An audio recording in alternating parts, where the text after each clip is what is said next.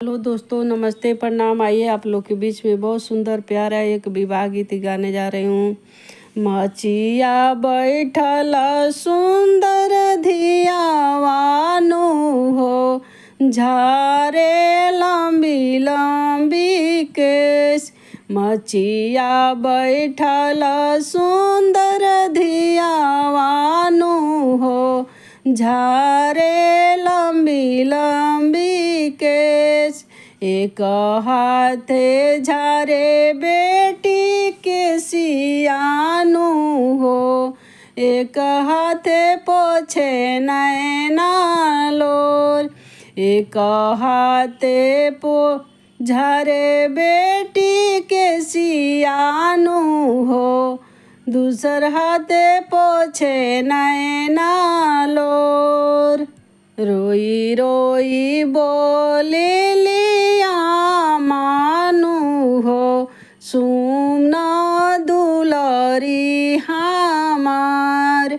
रोई रोई बोले लिया मानु हो, सुन दुलरी हमार।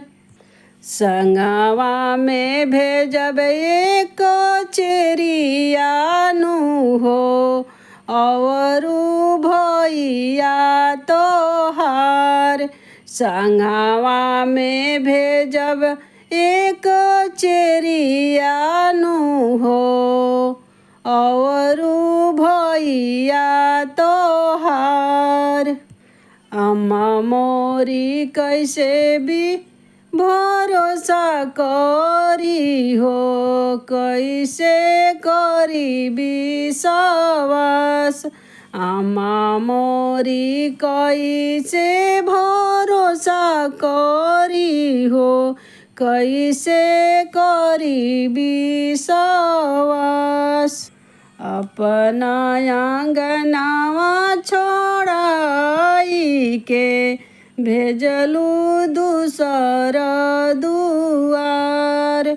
अपना आंगनवा छोड़ाई के भेजलू दूसर दुआर। अपना आंगनवा छोड़ाई के भेजलू दूसर दुआर। एक ही आचरवा के बेटा बेटी हो, कैनी तोहरो दुलार। एक ही आचरवा के बेटा बेटी हो, कैनी तोहरो दुलार।